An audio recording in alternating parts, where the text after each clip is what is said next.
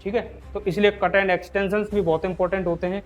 उसके बाद में हम देखते हैं लोडिंग और स्लोपिंग, क्योंकि लोडिंग और स्लोपिंग भी देखनी होती है किसी घर के वास्तु निर्धारण करते समय, है ना। लोडिंग का मतलब है कि किसी भी पर्टिकुलर जगह पे कितना ज़्यादा भार दिया जा सकता है और कौन सी जगह हल्की रखी जानी चाहिए।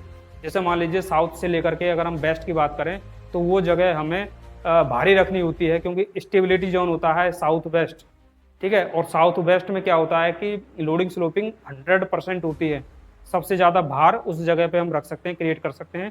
फिर उसके बाद में जो है 75% होती है दोनों साइड में, साउथ साइड में और वेस्ट साइड में। इसीलिए कहा जाता है कि वेस्ट से लेकर के और साउथ तक, है ना, ये साइड हमें क्या करनी होती है, भारी रखी जाती है, भारी रखनी होती है, भारी चीज़ें रख सकते हैं, भारी चीज़ों का कंस्ट्रक्शन कर सकते हैं। और ऐसे ही नॉर्थ से लेकर के ईस्ट तक जो डायरेक्शंस होती है वो हमें हल्की रखनी होती है ना, बिल्कुल हल्की फुल्की रखनी होती है।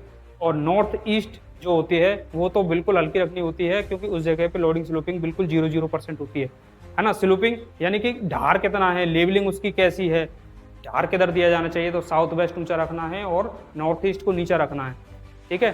तो लोडिंग और स्लोपिंग बहुत इंपॉर्टेंट होती हैं, क्योंकि वास्तु जो है वो वेट बैलेंस की साइंस होती है ना। इसलिए वेट का बैलेंस करना बहुत ही इंपॉर्टेंट होता है और किसी भी घर के वास्तु निर्धारण में ये चीज़ बहुत ही इंपॉर्टेंट होती है।